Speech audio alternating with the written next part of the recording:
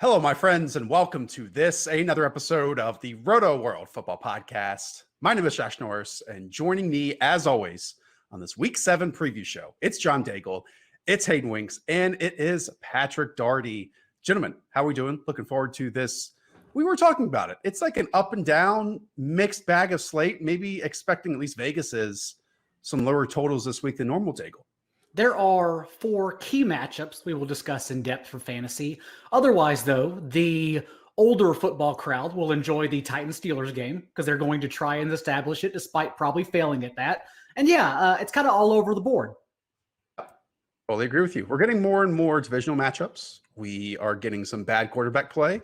I think things, hopefully by now, after a lot of teams have played 6 games, we have some truths to it. Let's put it that way.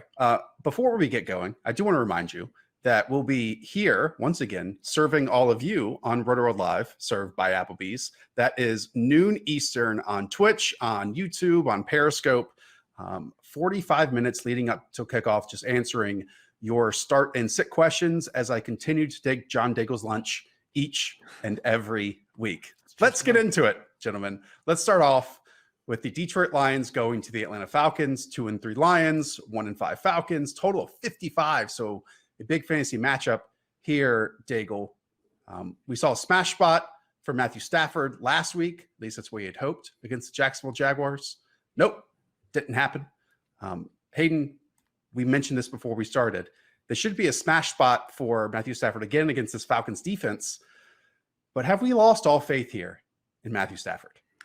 Yeah, the Falcons are 31st in passing EPA defense. They're dead last against fantasy quarterbacks. So this is kind of a make it or break it week for Matthew Stafford. I was hoping last week a fully healthy Kenny Golladay would help out. I was hoping that maybe Marvin Jones can come alive.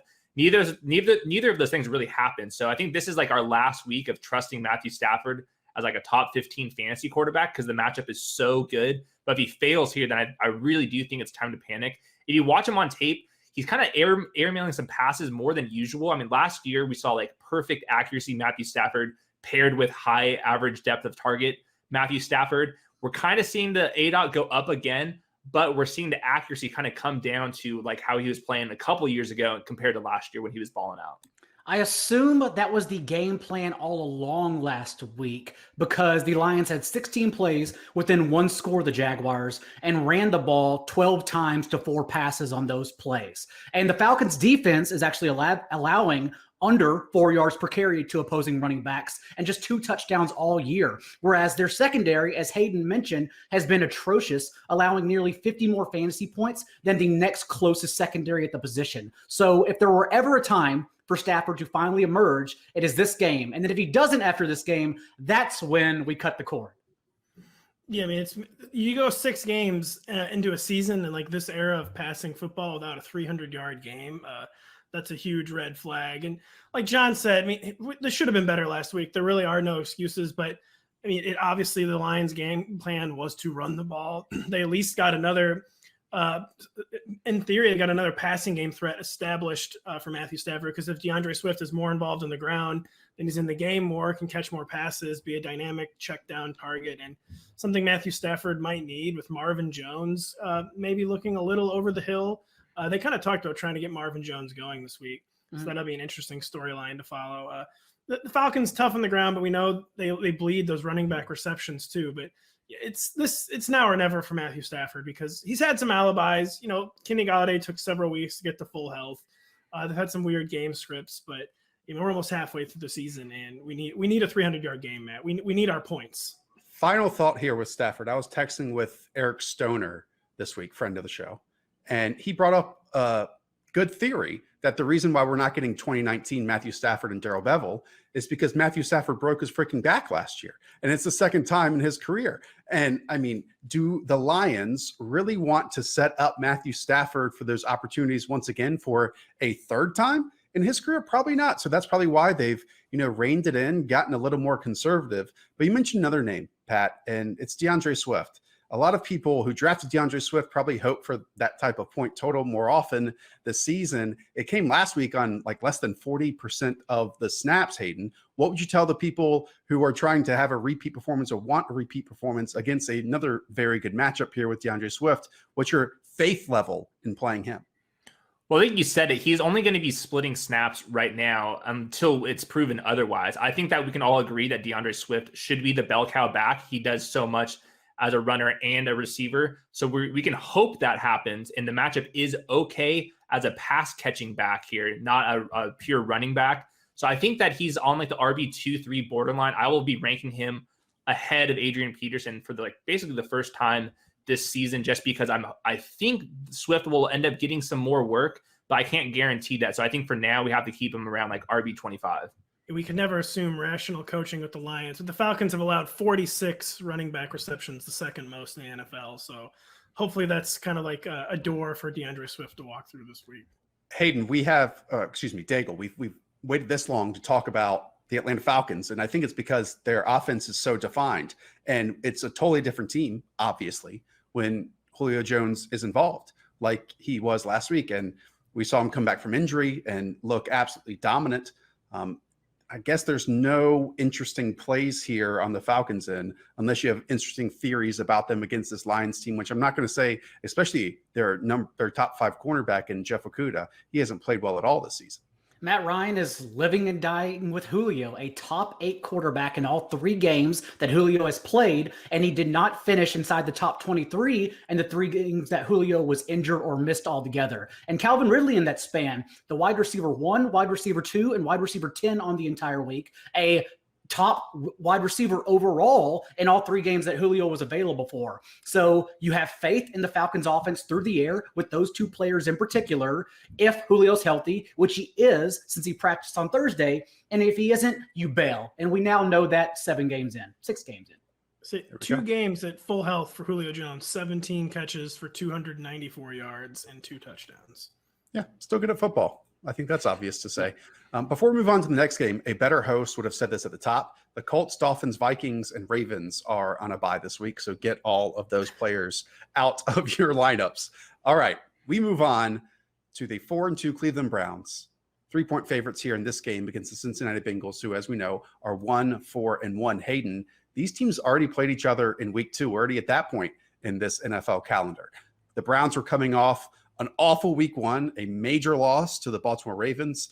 The Browns then won 35-30. Joe Burrow attempted 61 passes in that game compared to Baker Mayfield's 23. Nick Chubb and Kareem Hunt combined for 210 rushing yards.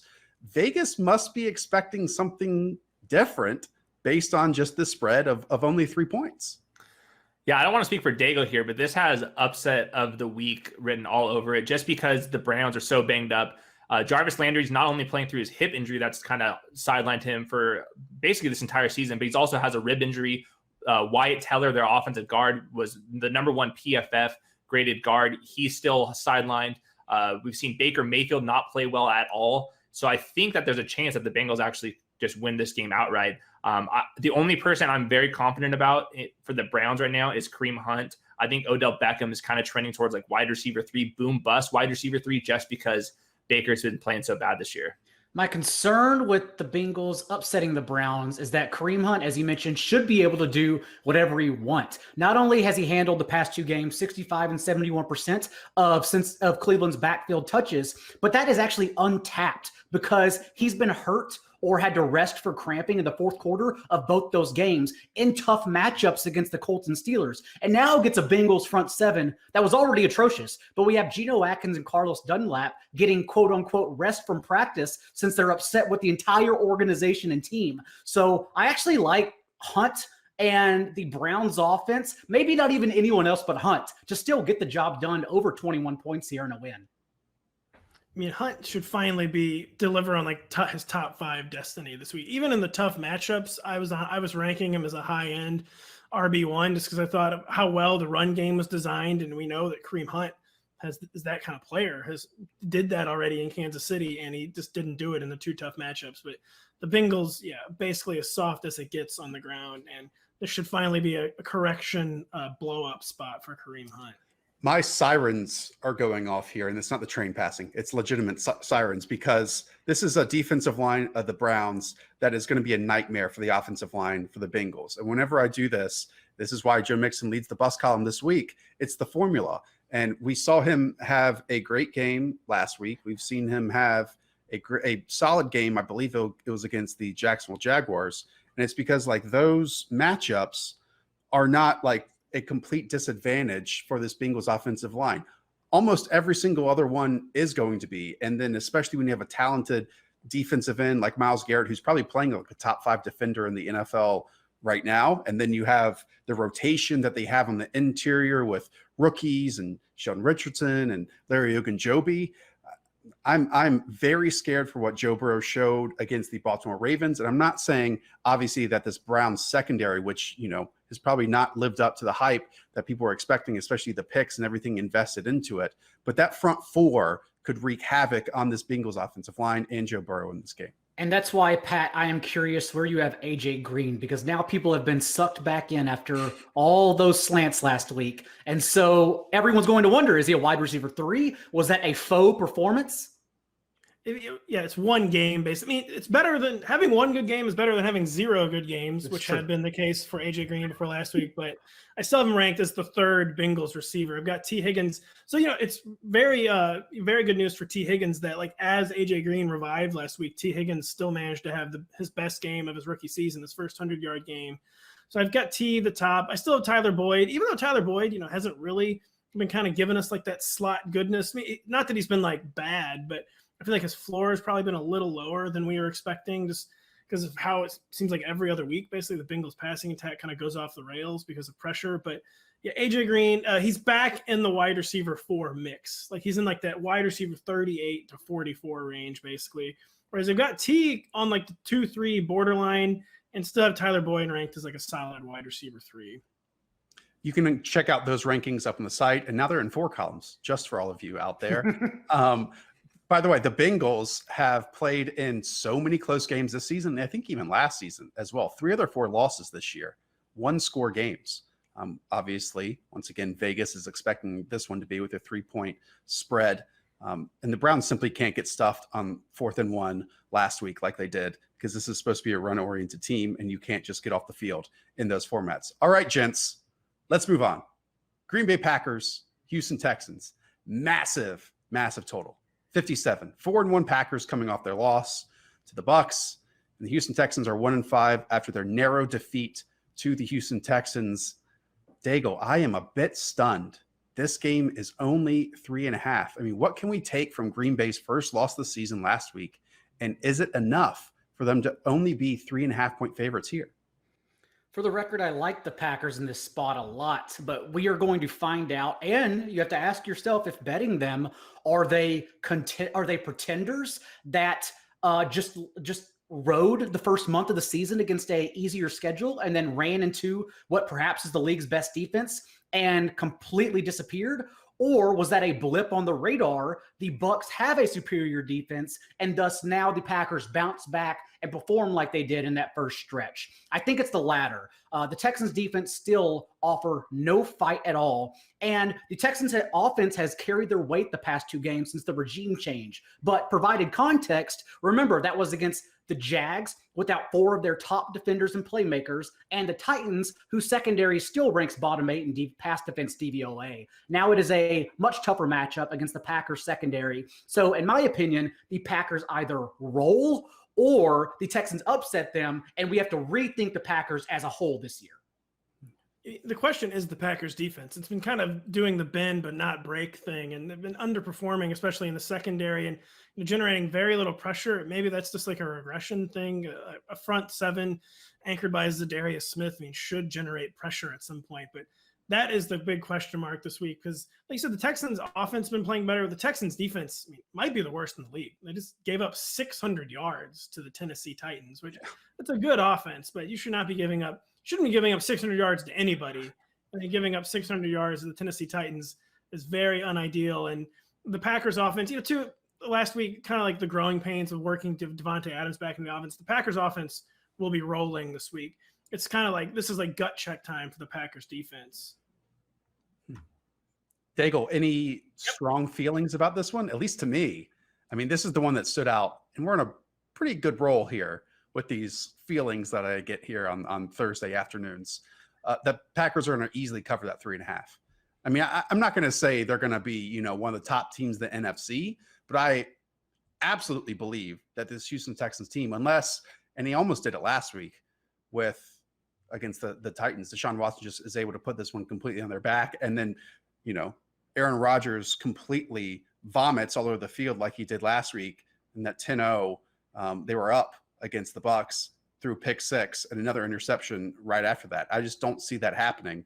And I see the Packers easily covering this 3.5. Well, the good news for fantasy players is that you are not benching Deshaun Watson anyhow, because he can still get it done. And since the regime changed the past 2 games, Brandon Cooks has led the team with a 29% target share, but Will Fuller has still hung around on 26% of the team targets. And that's where the ball is going. Like, Darren Fells is being sprinkled in, and we continue talking about him with Jordan Akins out because, again, we don't know where else to go with the tight end landscape. And so we can run him back if Jordan Akins is out again. But this is still a shallow target tree, honestly. And David Johnson, you can make him a usage-based low-end RB2 if you want, but that's not how the team is going to win the game by David Johnson, who has only looked good against the Jaguars and Chiefs, unsurprisingly, this year. So, you're still playing your Texans guys, and fortunately, there's really no other third receiver on that team you're worried about.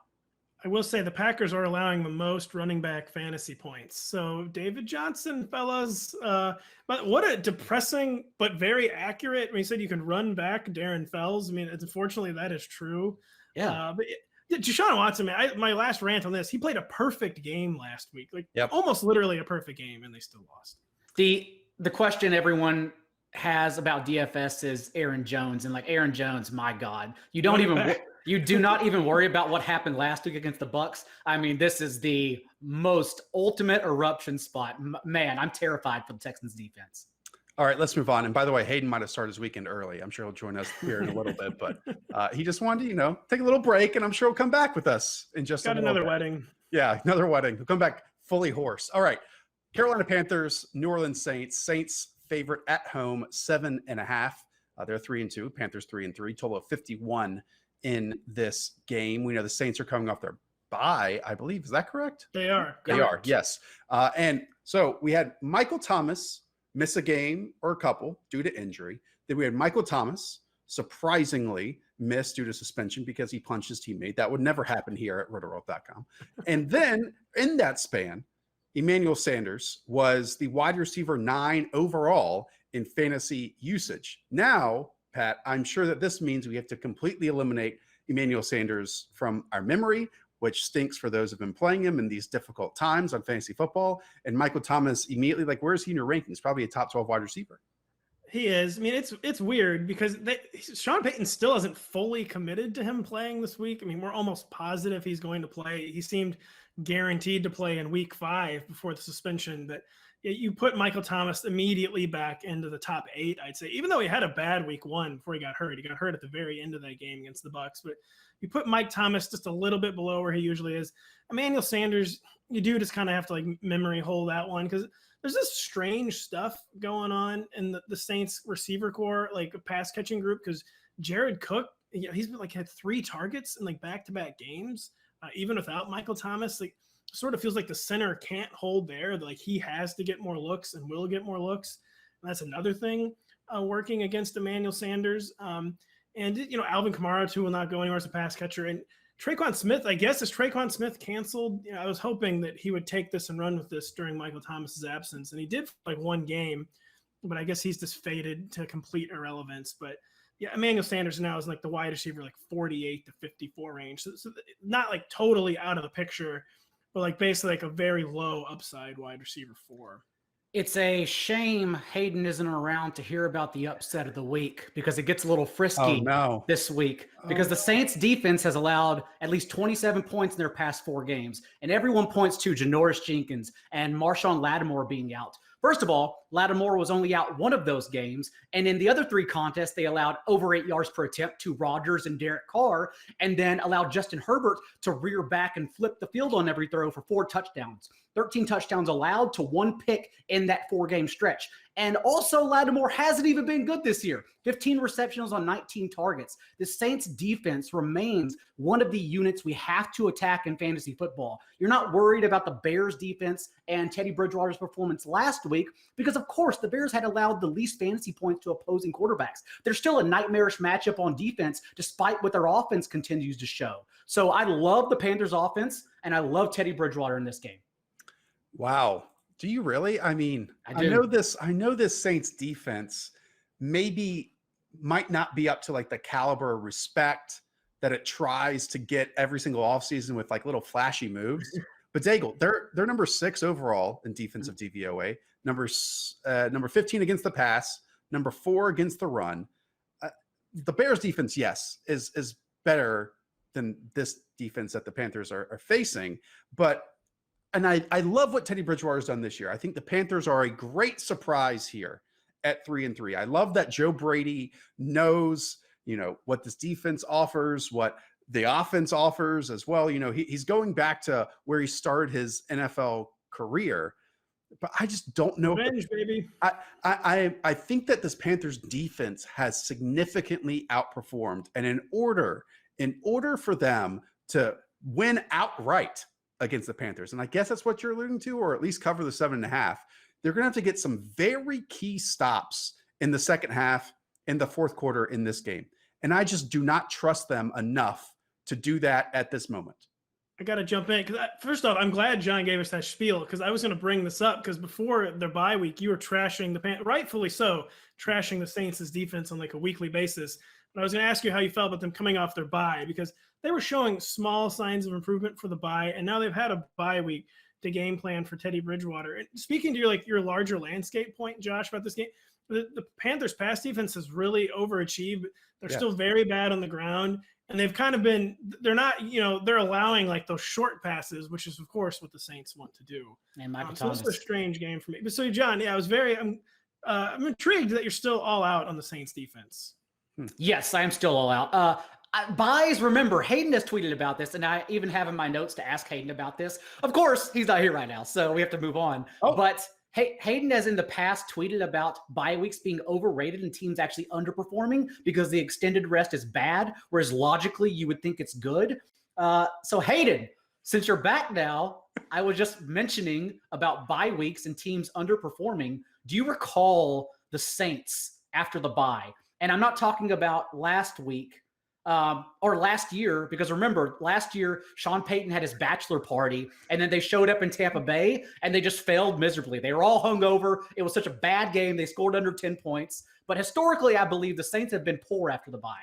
I really appreciate what you're doing, Daigle. I tried to buy time. I absolutely can read what you're saying. Yeah. Now there are like 2 Hayden Winks in here. Look at the bottom there are 2, and then now it's. There's back. one. Oh, one of them's alive. Hayden, you're back. Hayden, did you hear the question that Daigle asked for a minute before this one? Daigle was truthing bye week rest and said you'd back him up on it. All right. I think he's also on a delay now. So one last time, Hayden, it might be good to like go back out and then go back in, but we'll move on. We'll just keep it going. I think he's. Yeah, okay, he was cleared up. Okay. Anyways, that's my point. Okay, first of all, I've already bet, to be clear, the Panthers to cover the 7.5. That's too much, way too much. The upset of the week, though, is fun for everyone on the pod. So I will call the outright for the pod and take my L. The upset of the week is 3-3 right now, but I do think there's a sneaky chance it comes down to the final possession. How about we move the line slightly, Daigle, and I say like 5, okay? I'll give you 5 points with the Panthers. And I'll still take the Saints, and then we'll make that lunch bet. Yeah, I'm down with it. I gotta be honest. I think the Saints are going to cover 7.5. But that I do too. I don't. I really don't. Though. But did you see how I just moved it just a little bit? So then that's a big move. That's a 3.5 point move, Josh Vegas. 2.5, I guess. 2.5. I like the mind games between you two. Well, I mean, one of us has a full belly working on the show. The other one has an empty wallet. Let's move on. The Buffalo Bills and the New York Jets. Oh, what a perfect game for Hayden Winks to return for us. The Buffalo Bills are 4-2, 13-point favorites in this game with a 45 spread. Hayden, this is the perfect game for the Bills to get back into goodness with Josh Allen, with Stephon Diggs, with Devin Singletary, so on and so forth, after losing 2 in a row.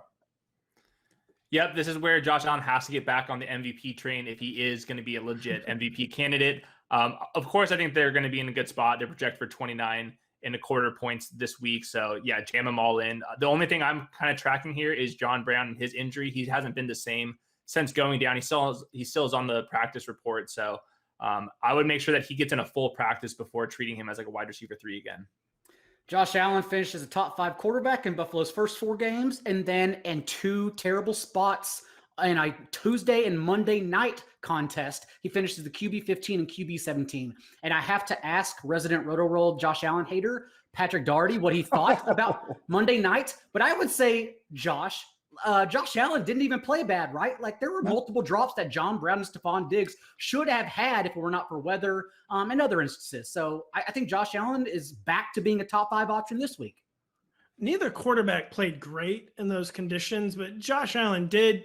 It's just disappointing because it's not like he played terribly, but it was kind of a return to Josh Allen last year where the booth, multiple times. Troy Aikman was like, how did he miss that throw? And Troy Aikman basically seems like he was like me. Like he was like going on podcasts, radio shows all summer and truthing Josh Allen.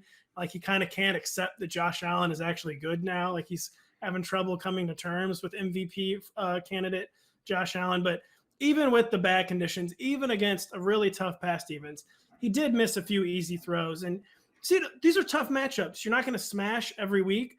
But like if Josh Allen is truly a different player, he completed under 60% of his passes over the past 2 weeks, and he averaged 5.66 yards per attempt. Like you're going to have bad games, but it is a troubling sign that in back-to-back kind of tougher matchups, tougher spots, he kind of reverted more to 2019 Josh Allen. And by no means am I like saying, oh, see, obviously Josh Allen's bad, and I was right to talk bad about him every podcast this summer. But I just wish that, he could have continued to flip the narrative and just, it was disappointing. And I know Hayden has thoughts on that too, actually, on Mr. Josh Allen. I know Troy Aikman's hot mics are very similar to yours too, Pat. I also want to add that I think that this is just what we're going to get. Like a 4 or 5 game sample, whatever it was before this week with Allen, was just a small sample size. And I'm not saying he hasn't shown more than he has in previous years, but it's still a roller coaster. And we're not even like a full 16 game sample is tiny when we talk about statistics, when we talk about analytics. And then when you just whittle it down to 5 games, what are we doing here? Right now, it's great. Like we can all buy in, and there were definitely things, Pat, that were different. I think Brian Daboll's improved. I think adding Stephon Diggs has been fantastic, but it always goes back to this. And this is a fast forwarding a little bit.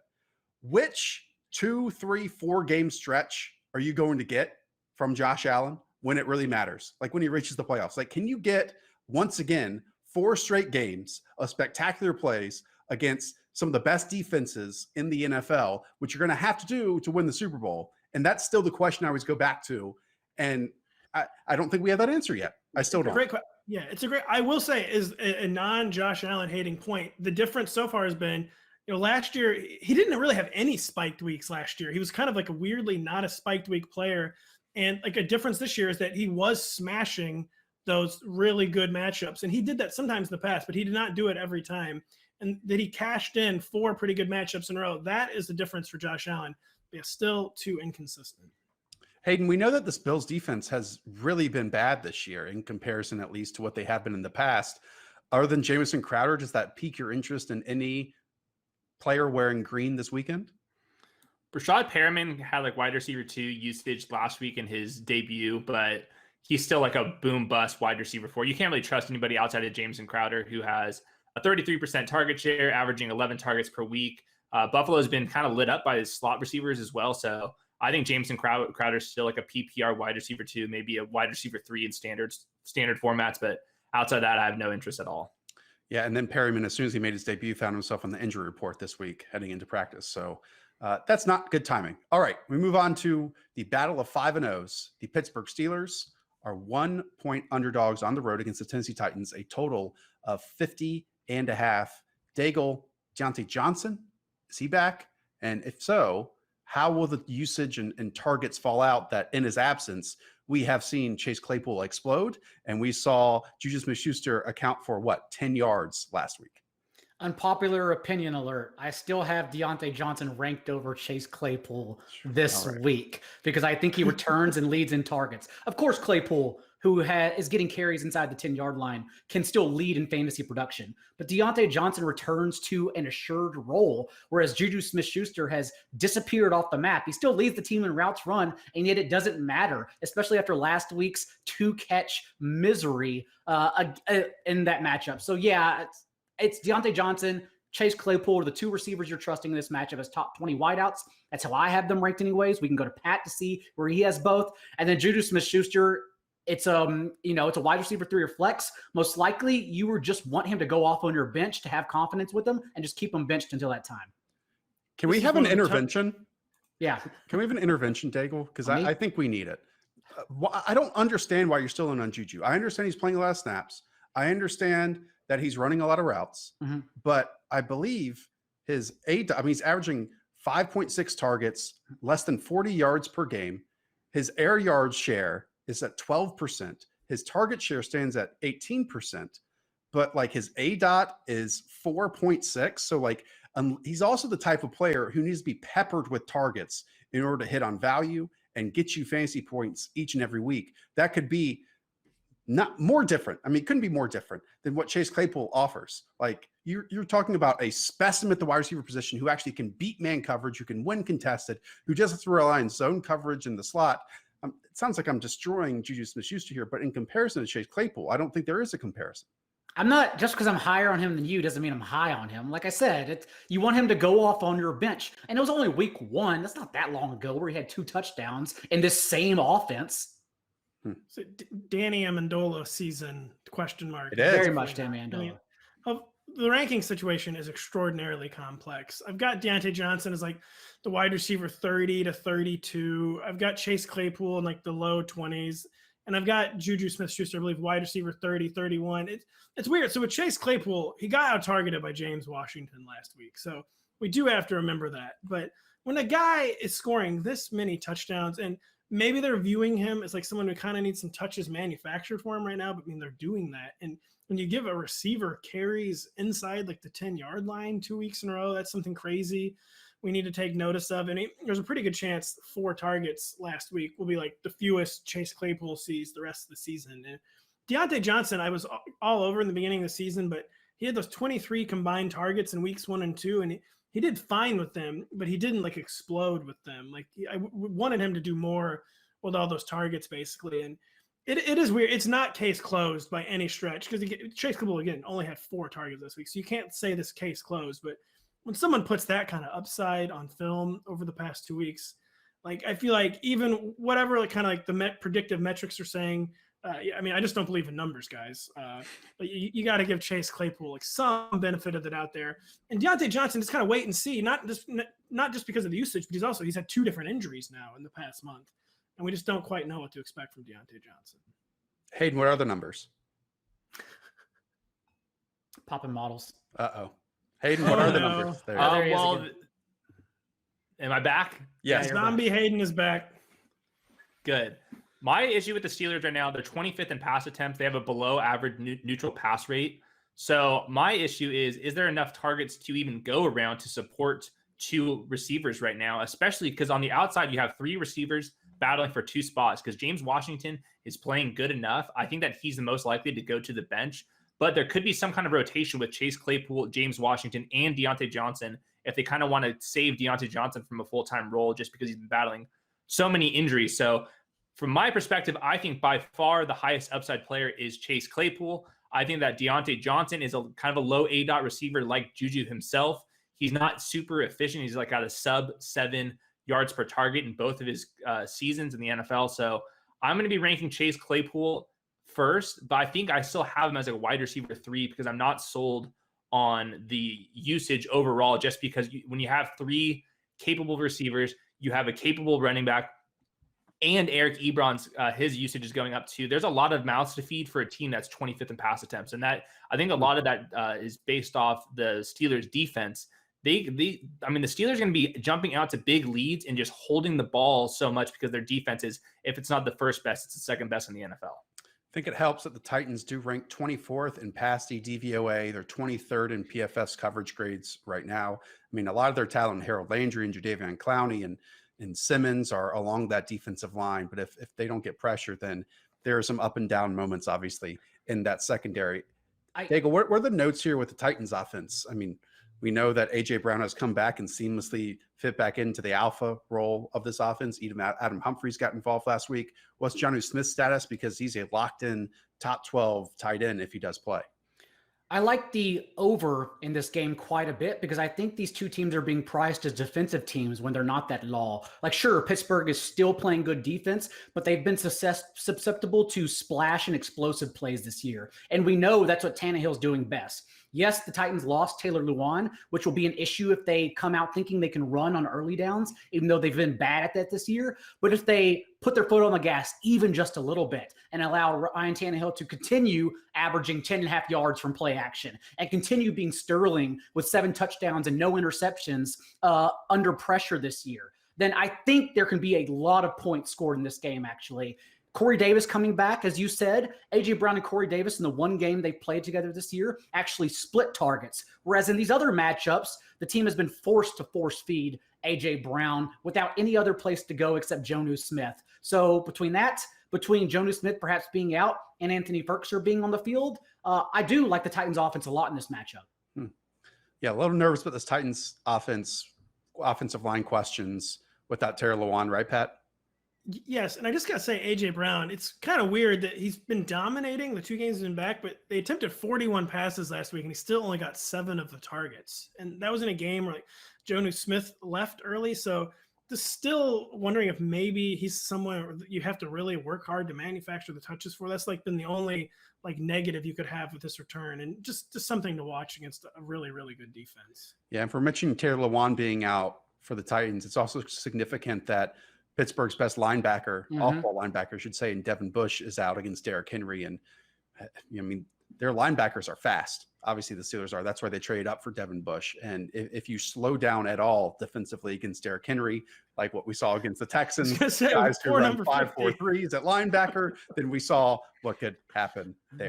Devin Bush calls the plays on defense, too. That has to mean something. Yeah. Well, it means that he calls the plays. All right. Let's keep moving with the Dallas Cowboys and the Washington football team. 46 total in this one, which I think at the beginning of the year, Hayden, if we saw a Dallas line of 46, we'd be like, well, the other team's going to score 10 points. But here we are in week 7 with the 2-4 Cowboys, the 1-5 Washington football team. And I'm even more nervous now about this Dallas offense. I mean, they're on their 8th and 9th offensive linemen. It's wild. And this Washington defensive line, we have seen just wreck opposition at points this year. It's a total mismatch. And I think Dallas is going to have to get the ball out quickly, early, and often in this game. Yeah, their backup left tackle just had surgery. So, and this total is low, and this is with teams that are first in offensive pace and 4th in offensive pace. So we're projecting a decent amount of plays here, but the offense has just been so bad that you can't really trust them to actually put up points here. So I think Ezekiel Elliott, of course, he's still a top 5 receiver or running back just based off of volume.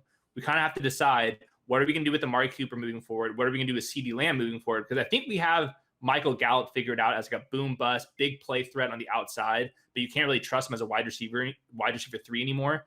What do we do with CeeDee Lamb? What do we do with Amari Cooper? Are they still wide receiver 1 and wide receiver 2? Or do we have to move them back 10, 15 spots just because we can't fully trust Andy Dalton?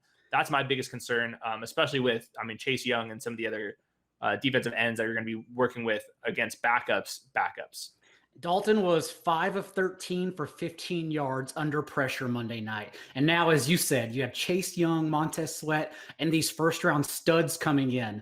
I mean, I am still, wouldn't say high, but I still have faith in the Cowboys offense. We can't give into a island game, a one-game sample with Andy Dalton. But, man, what a bad performance. And more importantly, not even Dalton, Zeke. What would you say you do here, buddy? Because you're breaking a tackle every 16 carries.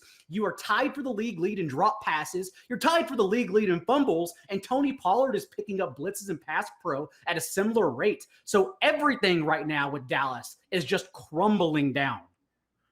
Yeah, Zeke doesn't even have a 100-yard game rushing yet this season. And the hashtag football team is allowing the 7th fewest fantasy points to running backs. So it's not even like a guaranteed eruption spot. And we're just talking about the Dallas Cowboys are in a pick'em with the Washington football team and how sad that is in week 7 of this football season.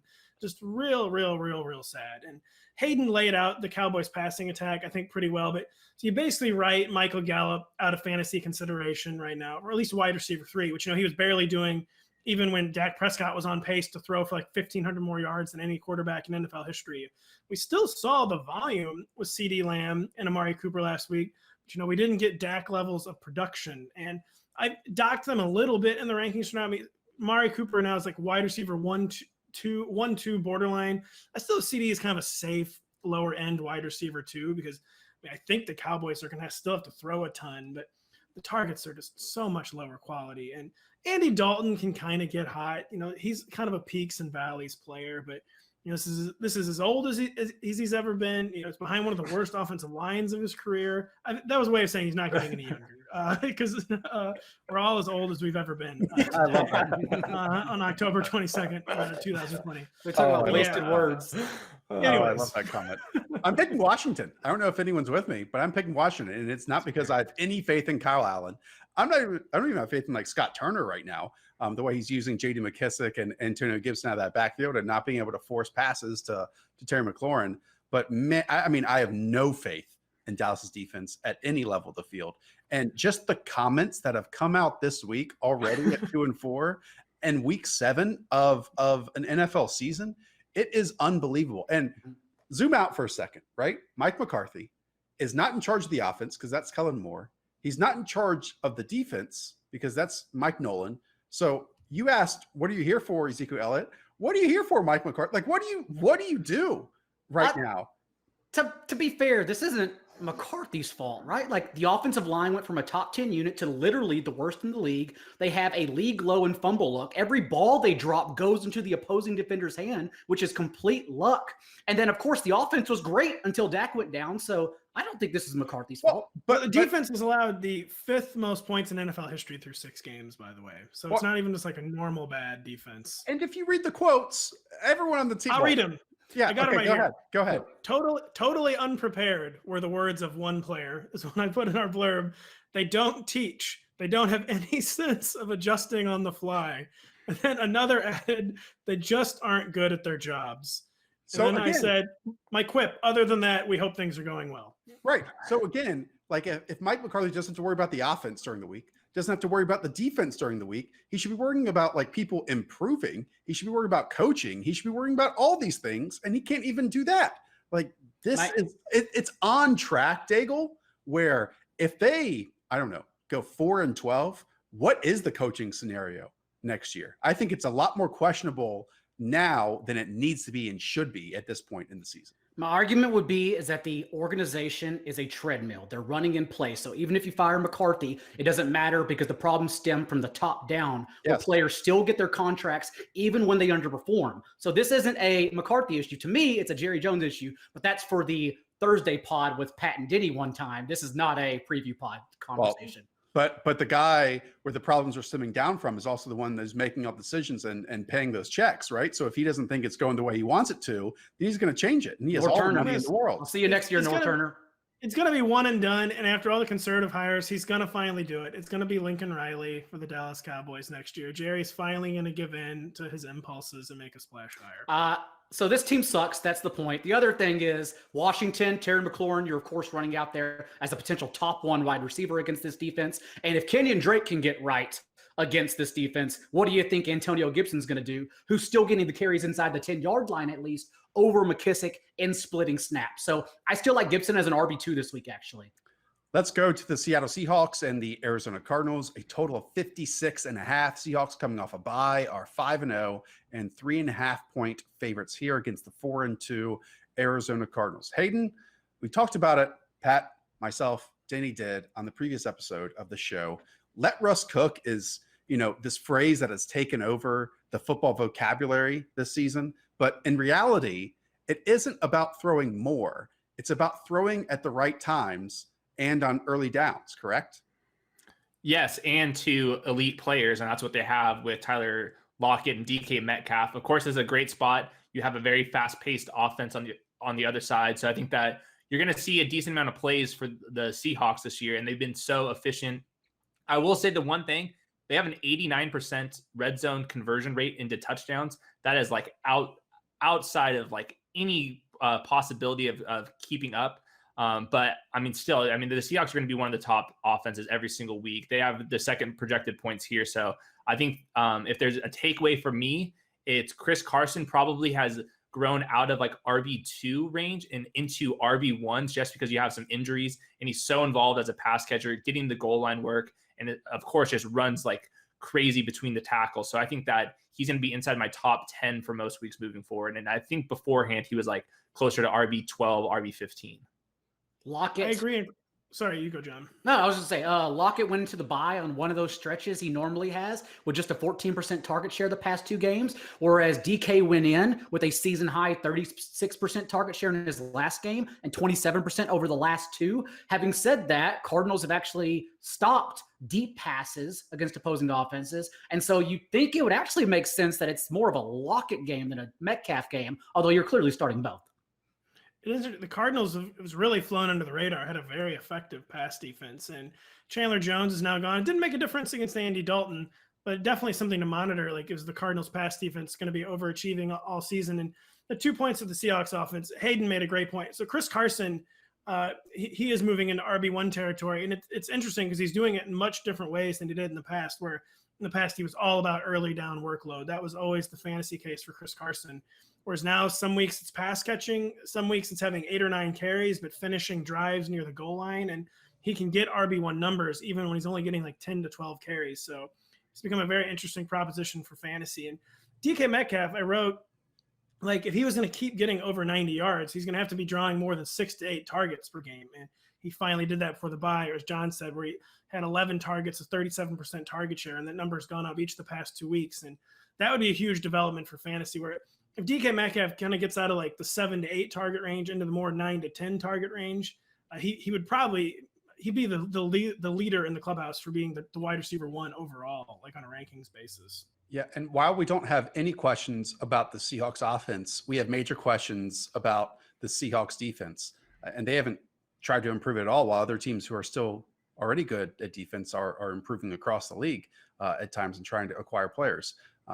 Now they're facing the Arizona Cardinals, a team that has obviously DeAndre Hopkins, who one of the best wide receivers in football. And also, when Kyler Murray runs the football, Hayden, it's one of the best outcomes in the entire NFL right now. And trying to stop that without your line of scrimmage hero in Jamal Adams that you brought in this offseason, that is going to be a difficult dilemma for this Seahawks defense. And your run stuffing first round linebacker. There's some other injuries as well. So they're still banged up. You've got to keep track of the injury report, because eventually the Seahawks are going to get healthier and they're not going to be playing like the worst defense in the league. What's crazy about the Cardinals offense, they're second in rushing EPA efficiency. And that's despite all the struggles that Kenyon Drake's been having outside of last week. That's because Kyler just does so much himself. And that's been saving him, because his passing's still kind of up and down. I mean, even last week, he hit a couple long bombs. I think he completed like 9 or 10 passes. So he did 9 passes. That's crazy. We should expect the Cardinals to pass more than they probably have all season this week, just because they're going to be chasing points, I think. And the Seahawks defense, they've just been giving up the most pass attempts in the league by like 10 or 15 compared to even second place. So I think that, of course, DeAndre Hopkins is the locked-in wide receiver 1, maybe like the number 1 wide receiver for this week. And I think that Christian Kirk is boom bust just because they're using him as a deep threat. But I think I'm more inclined to move him into like the wide receiver 3 flex territory. And previously, I had him ranked as like a wide receiver 4, wide receiver 5, just because all of his routes are on the outside. Most of his routes are 20-plus yards downfield as well. So he is a boom bust, but I think this is an opportunity to get a boom in for Christian Kirk as well. And the good thing is his target share has increased to 17% since he returned from injury in week 4. Even if Kyler is forced to throw, you would think he still gets it done on the ground. As you talked about, the QB4 last week against the Cowboys, despite completing only 9 passes. And that's because of the Konami code, 10 carries for a touchdown. And Seattle, what have they done besides allowing yards to opposing wide receivers? They've allowed the 4th most rushing fantasy points to opposing quarterbacks. So either way, it just seems like a terrific spot, as it always is for Kyler. All right, We'll move on Well, to the Josh, could Yeah, go ahead. I think we need to talk about Kenyon Drake just because Yes. he was trending towards like wider or RB2-3 range. And then last week, he obviously had the huge week, buoyed by that long run. I still kind of have some fears because he's only seeing one target per game. He's not even playing on passing downs. That's Chase Edmonds' role. So I think that we can't get put too much weight into last week's performance. I think he's still like a mid-range, low-end RB2 compared to, I think some people are going to go back and say, now he's back, he's like a top 12 fantasy running back. I would be betting against that just because he's still not seeing any passing game work. He's not back, but Chase Edmonds is still the better running back. The thing is, it's just speculatory. We're only waiting for Chase Edmonds to take the backfield over. He only had 6 touches this past week, so maybe it just doesn't happen, honestly. Pat, where do you have Drake this week? It's kind of the same, like RB 18 to 20 range. But basically last week, this earned him another week of holding pattern. I completely agree with it because he was, spectacularly failing the eye test. And people were tweeting about how bad Kenyon Drake looked in the first half, myself included. And, his biggest play of the game was they were just trying to run out clock, and the Cowboys' horrible defense springs him for a 69-yard touchdown. So all it really did was buy him another week because the long-term trends still look very discouraging with Kenyon Drake. Yeah, I agree with all the criticism. It's just shocking that he's top 5 in the NFL in rushing right now, despite all that criticism. But, those are the type of vanilla stats that you can kind of throw out the window. Unless that was the turning point. Unless that was the turning point and we get more good moving forward. Well, his mom called him out. He said that that is true. Kenyon Drake was not hitting the holes hard enough, and he was running horizontally instead of upfield. So maybe his mom we could thank if he becomes a top 12 running back again. She's true. She was right. Daigle, maybe yours should call for your lunch bets. Miss Daigle, I don't know if she knows how poorly we're doing right now in the wallet. All right, we'll move on to the Kansas City Chiefs and the Denver Broncos. A small total of 46, I believe I saw in this game, with the Chiefs 9.5-point favorites. We know they are 5-1. Pat, we've seen a little bit of a different Chiefs offense this season from a big picture standpoint. I think we will continue to see the Chiefs run the football. And the question is why? It's not just because, they spent a first-round pick on Clyde Edwards-Helaire. It's not because they just added Le'Veon Bell. It's because what the defense is giving them. And we've seen a lot more 2 safety looks in the deeper portions of the field that has cut out the vertical passing a little bit. And Andy Reid is just going to count the numbers in the box and say, okay, you're going to let us run 4, 5, 6, 7, 20-yard chunks with these great running backs that we have. We're going to do that a little more often. It might not be as exciting as we saw this Chiefs offense do it last year, but I really trust this Chiefs team in their current iteration, obviously. Yeah, I follow a writer, Hayden Winks, who tweeted this week about how many 2 high safety looks the Chiefs have been seeing. And, that kind of the Broncos this year, they're trying to keep everything in front, trying to limit the big plays. That's their normal philosophy. Now that is the approach that everyone is taking against the Chiefs. So it is a concern for the Chiefs passing game. I mean, Tyreek Hill hasn't even cleared 3 catches since week 3. It doesn't have a 100-yard game all season. Just saw Mecole Hardman completely bust in a game where Sammy Watkins wasn't even playing. And the Broncos have only allowed 7 passing touchdowns in 5 games. And so the Chiefs too, they just added Le'Veon Bell, Clyde Edwards-Helaire, just coming off the 5th highest rushing output of any running back all season. On paper, it certainly looks like another week where the Chiefs will lean on the run. But with that being said, Patrick Mahomes still has at least 2 passing touchdowns every game. He's rushing. I think he's had at least 20 rushing yards each of the past 5 weeks. So kind of sneakily supplementing the decreased passing output with more rushing than maybe people realize. And we know, at some point this is going to blow up again. And the Broncos defense has been playing very well, but it is much shorter on star power than usual this year too. And despite everything I just said, Patrick Mahomes never leaves the top 5 at quarterback. The floor has not gone anywhere. He's not having any, again, he's scoring 2 touchdowns every week. And the ceiling, it will hit, and it could hit this week. And as both of you have mentioned, it's the same for Tyreek Hill in the top 5. He doesn't leave. He's only eclipsed 100 yards in 3 games since last year, including the Super Bowl. But in one game, he could win you your entire week. So that's why you just have to take the floor, which he's become a floor player, and then just keep on starting him. It's weird with Tyreek Hill. Since his hamstring injury in Mexico City against the Chargers last year, I don't think he had a single 100-yard game in the regular season, and this hasn't been seemingly I'm assuming he's over his hamstring injury from like last November, but just it's a weird endpoint that since then he's not had any ceiling weeks in regular season fantasy. Hayden, is there anything else to say about this Chiefs offense? We have to talk for about 5 minutes about Clyde Edwards-Helaire and Le'Veon Bell. So Do it. The coaching staff kind of had a couple comments, the offensive coordinator and Andy Reid and kind of Le'Veon Bell himself and then some reporters. And I think what's happening is, and we saw this with Leonard Fournette, is maybe he doesn't know the playbook enough for this week to fully trust. I think I'm going to have him like as a RB3, and I'm going to keep Clyde Edwards-Helaire inside my top 15 rankings for this week, just because I don't think that Le'Veon Bell is going to have a full workload. Of course, he's going to mix in, and maybe he mixes into the goal line role, and you can luck into like a top 25 fantasy running back performance out of Le'Veon Bell. But I think I would keep Le'Veon Bell on my bench unless I had a really poor option behind him, and I would keep Clyde Edwards-Helaire as like a high upside, high end RB2 just for one more week, and then we can really have the Le'Veon Bell, Clyde Edwards-Helaire debate, because I think he's just not going to know enough of the plays. And this is kind of a offense where you see Andy Reid, so much of it is like very detailed screen game. The rushing attack is different as well. So I think that this could be a situation where it takes Le'Veon Bell at least one more week of practicing before he's like fully unleashed. I'm in total alignment with it. I wrote in several blurbs that like when I was looking forward this week that Clyde Edwards-Helaire will be like in the RB 20 to 28 range. And then when I sat down to rank this week, that just wasn't the reality. He is still a top 15 back for this week. The Broncos are bottom 3 in running back fantasy points allowed. I don't quite know what the context is there, like who they faced or what the game flow was. So they haven't been giving up a ton of fantasy points to running backs. But just looking at this week's landscape, it was impossible to keep Clyde Edwards-Helaire out of the top 15.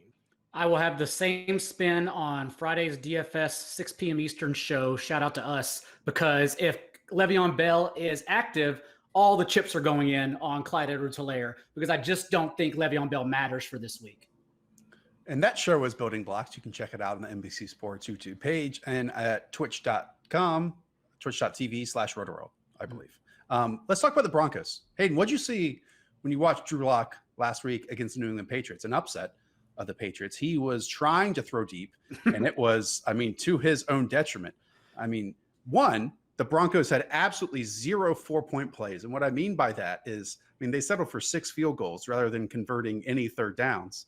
And that resulted in 18 points. But then Drew Lock, with 5 minutes to go, this Broncos team was up 18-9. And he goes up there with less than 5 minutes in the fourth quarter against the Bill Belichick-led Patriots and throws 2 ridiculous interceptions. Like, he just had a meltdown. And that cannot happen this week against the Chiefs. You have to be converting third downs, and you cannot have any turnovers.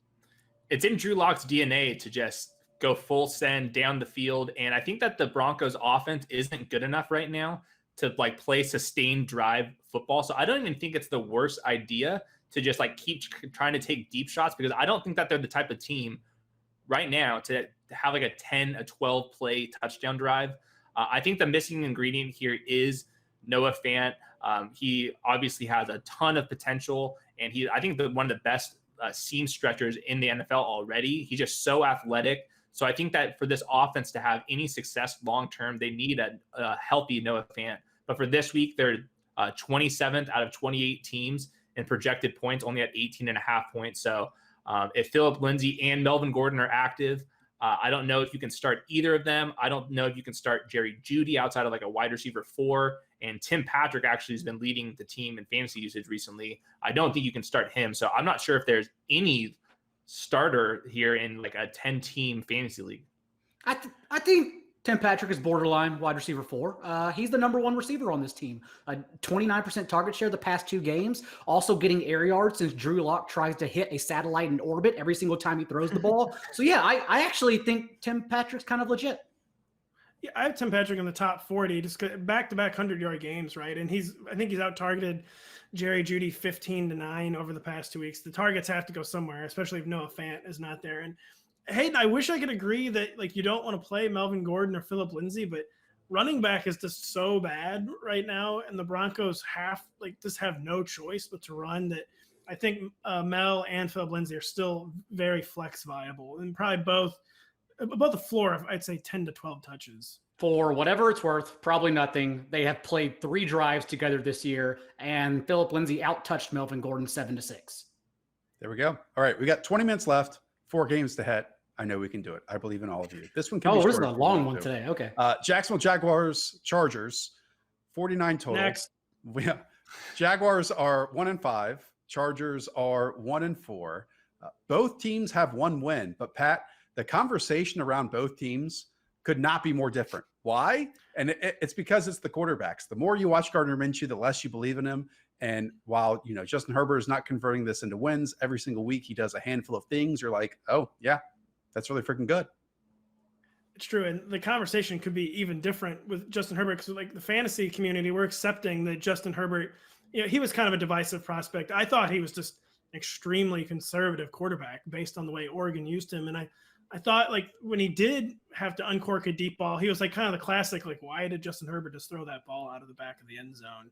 That was like, you have a big arm, but that was really weird and unnecessary. And he's just been just completely different than the player I was expecting. But he could have even more success, as we've all tweeted about and talked about and complained about, if the Chargers would, just call a modern offense and weren't running so much on first and second down. And Justin Herbert's having these great passing performances and these solid fantasy days with an offense that's being called like this in an archaic fashion. And we would love to see the Chargers coming off by. I mean, it's not going to happen. You have a running backs coach as your head coach, but we'd just love to see them calling, like more, not that they're going to be the Seahawks, but more of a Seahawks style where you got to pass on first and second down. And they should have a win, but Money Badger on that game against the Saints was all but when he went to kick the game-winning field goal. So not Justin Herbert's fault at all. My concern with Justin Herbert this week is that will they need to pass whatsoever against this defense that is getting worse every single week? Negative 60-point differential in the past 4 games. Even with Henderson and Josh Allen back last week, they still couldn't stop the Lions on the ground. So perhaps we just see a Justin Jackson game, since he was used like Austin Eckler, and 20 touches to Josh Kelly's 12 and 6 targets to Kelly's 1 against the Saints, and perhaps Josh Kelly, because remember, his role was probably never going to work against this tough Saints front 7. We're attacking their secondary, not the linebackers. But in this game against the Jaguars, of course they can lean on Kelly, who's still getting the touches inside the 10 as well. So I like both players. At what point is Keelan Cole fantasy relevant? I mean, he's, above Laviska Shenault right now, whose ADOT is minimal. I mean, he's so good after the catch, but it doesn't necessarily help when you're catching the ball 4 yards behind the line of scrimmage. It's kind of ridiculous. And DJ Chark, I mean, they keep trying to throw downfield to him, Hayden, but I mean, Gardner Minshew's vertical arm is awful. It's just like throwing pillows out there, and it's like trying to parachute down. I mean, again, I said at the top, I like Gardner Minshew. I think Gardner Minshew is going to be in the league for a very long time, but he's not elevating people necessarily. He's not nearly as accurate or with his decision-making, it seems like, as he was last year. And it's kind of all adding up to just a team I don't want to watch on a weekly basis at all. The saving grace is their 4th in pass attempts per game. And DJ Chark's actually 5th in air yards per game over the last 4 weeks. I think he's an awesome buy low candidate just because he is getting involved when he's been healthy. And I think that if you're talking about Keelan Cole, he faces Desmond King in the slot this week. I don't think that you want to be trusting that. I think that the offense is going to be bad. I think that there's DJ Chark. Maybe you can get some Laviska Shenault eventually, but like you said, they have to use him more than a gadget receiver. And I think that he can be more than a gadget player. When he was being thrown the ball deep in college, he was converting a lot of them. So I hope that they do get him more involved outside of like 5 yards behind the line of scrimmage. But until then, he's still like a wide receiver 4. I think that DJ Chark, I would be playing him in season-long formats. And then the last note I have on the Jaguars is James Robinson, his touch share when the Jaguars have a lead is at 40%. When they're trailing, it drops all the way down to 24%. He's still losing some snaps to Chris Thompson, and they're 7.5-point underdogs this week. So I think that James Robinson should probably be treated as like a mid-range to low-end RB2. And I think some weeks we've been kind of placing him inside like the top 15 running backs. I don't think that would be the case this week. All right, we got to move on from this game. We got to keep going. San Francisco 49ers, New England Patriots, 43.5 total in this one. Tiny. And it makes sense after you watch what the Patriots did last week against the Broncos, even though they're 2-point favorites in this game. Again, flashing red signals, taking 49ers in this one. And I said it prior to Cam missing a game due to COVID. I believe it was either before or after that Raiders contest. I mean, this offense just looks difficult. Nothing is easy. Everything is manufactured. They just don't have enough playmakers to do it. It takes so much effort. And then when your quarterback can't create the plays and is holding on the football too long and isn't having these explosive runs and just looks uncomfortable, it's going to be bad. It was bad this week, Daigle, and I think it's going to be bad this week. Cam Newton still finishes the QB 11 on the week because of those 10 carries. So you're still playing him, but you genuinely don't trust anyone else with him. Even Julian Edelman has fallen by the wayside this past month of the season. And it could be because he's banged up. I don't know. But we haven't seen a good game from him since that Seahawks Sunday night game. I mean, we haven't seen a good game from the Patriots since then either. But you can still keep playing Cam Newton. And really, it's James White, who hasn't practiced yet this week, and perhaps no one else, honestly. That's it. I was going to say, I think the Patriots will win this game. Just Jimmy Garoppolo, we saw him kind of bounce back last week, but now Raheem Mostert out again, and so there's going to be a lot on Jimmy Garoppolo's plate, against the coach who knows him quite well, and Bill Belichick. And we know that the more Jimmy Garoppolo has to do, the worse that usually turns out for the 49ers. And there's just, Josh, you hit the nail on the head. I mean, just what makes life easier for Cam Newton in the passing game? Well, I mean, offense? The answer is nothing. When trying like a pivotal drive to score a touchdown, to take the lead against the Broncos, they called 2 passing plays for Julian Edelman. Like, there is just nothing that this Patriots team can do right now. And if Cam Newton doesn't play perfectly, they're going to be bad. And I think you start hearing that narrative more and more and more as we move forward, but it's been evident in his last 2 starts as well. Hayden, I do want to ask you about this 49ers team. It's basically back at full strength, at least from a skill position standpoint, except for Raheem Mostert. So I guess we want to talk about that backfield. How do you think that that's going to fall out here? In the 2 games without Raheem Mostert, Jerick McKinnon had 16.2 and 18 expected fantasy points. He's a very high usage player when Raheem Mostert's been out. The question becomes, is JaMychal Hasty going to actually split some work, because he has looked pretty good on tape, but 100% of his touches came in garbage time last week. I would be kind of nervous to play JaMychal Hasty. Diggle, do you have any thoughts? I know you wrote up the waiver column. And Jeff Wilson was inactive last week whenever JaMychal Hasty got his touches. So that's why I still think Jeff Wilson, if he plays this week, is inserted over Hasty. And McKinnon, there is speculation that since he handled that career high 92% of the team snaps, he's averaged 3 yards per touch the past 2 games. And so if this is a hot hand backfield, there's been some beat reporter speculation that maybe McKinnon isn't the hot hand because he's just tired right now and needs rest. So even though he could get the start, and I would expect him to, maybe they still do lean on Hasty in this situation if McKinnon isn't moving the ball. So it's just there are a lot of moving pieces here, to be honest. It's Hasty season, because I think the beat writer speculation is right, and they maybe have determined that Jerick McKinnon, his legs will not stay fresh if they're using him on early downs. And he was never an explosive early down player, not even in Minnesota, and that was like 3 ACLs ago. And I just wouldn't be surprised if they've reached the determination that they cannot overexpose Jerick McKinnon on early downs. We will move on to the Tampa Bay Buccaneers and the Las Vegas Raiders, the John Gruden Bowl. Some might call it a 52 total. The Bucs are 4-2 and 4-point favorites against the 3-2 Raiders. I look at this team, Hayden, in the Bucs. I see a complete football team. They're getting healthier in offense. I do wonder, though, because we've talked about it with the Raiders. They are incredibly predictable to Josh Jacobs, to Darren Waller. Then we saw Henry Ruggs come back as expected and add a explosive, flashy element to the offense. I bet we see more of week 1 Henry Ruggs, of those manufactured touches moving forward, than we did in their past game. But I also wonder how much the loss of Vita Vea on the Bucs defensive line is going to show up this week. It really didn't show up last week in that win over the Packers. But, we don't just go and say, oh, week 1, it's not going to matter anymore, because Josh Jacobs and the offensive line, which is not in the organization right now for the Las Vegas Raiders, which is a whole nother story in itself. It's lots of storylines colliding here, Hayden. Well, the Bucs, even without Vita Vea, they have Ndamukong Suh and a stud linebacker group as well, and they've been limiting opposing running backs to the second fewest carries. So not only are they really good, like in terms of efficiency, they're actually first in rushing EPA. They're also second fewest in carries allowed, and that's a really good stat to look at. So I think Josh Jacobs is kind of like a lower floor RB1-2 than a locked in like top 8 fantasy running back. And this is one of the only secondaries that can actually match Henry Ruggs. In terms of cornerback 40 times, they have 2 really fast outside corners. So I think that Henry Ruggs can be a boom bust player like he always is, unless he gets these manufactured touches. This is kind of a game where you are going to be worried about basically every single Las Vegas Raider outside of Darren Waller. So I think that's what I'm going with this week. Yeah, I was gonna say the Bucs are still gonna look like they have Vita Vea this week. I mean, Trent Brown has coronavirus. The Bucs, like you said, dominated Aaron Rodgers last week. Josh, you said the Bucs have looked like a complete team.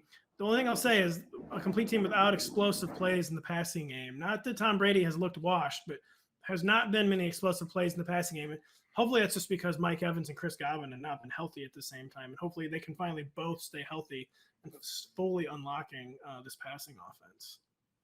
Let's dive for a second into that offensive line conversation, because you mentioned it. Trent Brown is on the COVID list, and he had just returned, and he, is one of the best right tackles in football when playing. And obviously this Raiders style needs that level of blocking, but also they sent the entire offensive line home because of contact tracing, and they're in rooms together. And now they're also being reviewed for protocols and following them of if these offensive linemen were wearing masks together. I mean, Daigle, it might get to a point where the Raiders are like without an offensive line in this game. I mean, this was a possibility heading into it. Like, oh, what if an entire position group misses a contest because they're so close knit in these team meetings? And it could happen here. I mean, again, we're recording this on a Thursday, but if something's going to happen to this Raiders team where the core of the offense is that blocking and offensive line, the running and passing game, I mean, I grab it as quickly as I can with the Bucs side. The new protocols as well that were released after the Nashville breakout were 5 days, I believe, you have to be positive before you return. So it's going to be cutting it really close. The thing is, they still fielded an offensive line at practice with all of their backups. So they'll have an offensive line. It just may not be very good. And against what just crushed the Packers' respectful offensive line, it could be a disaster for the Raiders. Look at that. Say, we need video for this. It's not that hard. Just put on the mask, guys. Come on. Doing it better than John Gruden, to be honest. Yeah, I know. This is too small, by the way. My mom got me this because it's the Cardinals. The Mike McCarthy mask, yeah. I usually wear a surgical mask, but just wear the mask. And vote. Wear a mask and vote. Imagine that. On the Bucs side, though, we have to talk about Mike Evans, because in the 3 games Chris Godwin has played, not only an 11% target share, but 10 targets for 14 yards. That is not a misspeak. That is a disaster is what it is, living off of touchdowns in that span. I know last week was against Jair Alexander, so perhaps that was it, but you still have to be worried and still rank and value Chris Godwin higher for the rest of the season. Call me crazy, Hayden, but at 4-2, with questioning like, oh, can Mike Evans turn around this year? Can Chris Godwin get healthy? Those are questions I'm okay with having right now, in week 7. Then later on this, like I trust good players to be good later in this year when they need them. And that's why I'm all in on the Bucs right now. Josh, yeah, fourth back straight or my God. for Ronald Jones, by the way. Okay. All right. Yeah, Pat, where do you have Ronald Jones ranked, by the way? Is like the RB 7 or 8, man. Like he's living it. And like this is not going to be a week for Leonard Fournette to come in because it's not going to be a close game, I don't think. So I think just let Rojo cook, just let Rojo cook. That's what all anyone's ever wanted. Imagine drafting Fournette in the 3rd round. Yeah, imagine it. All right, we'll close out with the Chicago Bears and the Los Angeles Rams. Hey, Winks, we know that the Bears are 5-1. Vegas doesn't believe in them. I don't think I believe in them either, because they are 6-point dogs here on the road against the Rams, who were supposed to bully the 49ers last week and absolutely did not do that at all. How do you see this game playing out? Well, the conservative approach continues for the Rams. And I think the Bears, of course, were very nervous about Khalil Mack and how much pressure the Bears have been getting. But Jared Goff's only been sacked 7 times all year because they're using motion a lot. They're getting the ball out very quick. Their average depth of target is low. So I don't think there's going to be many explosive plays from either team because the Rams defense has also been pretty good, especially against the pass. So I think that it's Allen Robinson. It is Robert Woods and of course, Cooper Kupp. And outside of that, I don't think there's another receiver that you're using. I don't think that there's a tight end. Maybe you can flirt with Jimmy Graham, but I think that these passing totals are going to be pretty low this week. I still think. Sorry. Go ahead. No. I was say I'm surprised at 6 points. The Bears' pass defense, they've allowed 4 passing touchdowns in 6 games. Quarterbacks completing 57% of their passes against the Bears. It's going to be like a nightmare week for Jared Goff, and it's going to be all on Darrell Henderson this week, or all on behind the line of scrimmage touches for the Rams receivers. For the Rams to get their points. Chemistry a tad off in week 7. I still think this is Darrell Henderson's backfield, no matter what anyone thinks. I understand Sean McVay came out and said increased workload perhaps for Cam Akers, but it doesn't matter. Henderson has handled 9 of the team's carries inside the 10-yard line the last 3 games. He's seen all 7 carries for the Rams inside the 5-yard line since week 2. And there have been odd circumstances that have popped up that decreased his touch total in the 2 games prior to last week. Remember, they got a big lead, and then also Malcolm Brown randomly involved after Darrell Henderson explosive game. So this is Darrell Henderson's backfield. I still have complete faith in him. In a game I think the Rams win big in. Yep, I agree. We're all having our Mike McCarthy moment here in week 7, by the way. All right, let's get out of here before something else happens. Again, we'll be back. Well, first, Daigle and Hayden will be back on Friday for Building Blocks. You can check that out on the YouTube and the Twitch. We'll be back on Sunday for Rotoworld Live, served by Applebee's, noon Eastern, Periscope, Twitch, YouTube, all that good stuff. 45 minutes helping you set your perfect lineups, recap show that night, and then back for the Waiver podcast on Tuesday morning. Go and read these guys' columns. Go and read Pat's rankings. They do wonderful work and work hard. All right. For John Daigle, for Hayden Winks, for Patrick Doherty, I am Josh Norris. Up the Villa. They play on Friday, going to 5-0. Talk to y'all soon. See ya.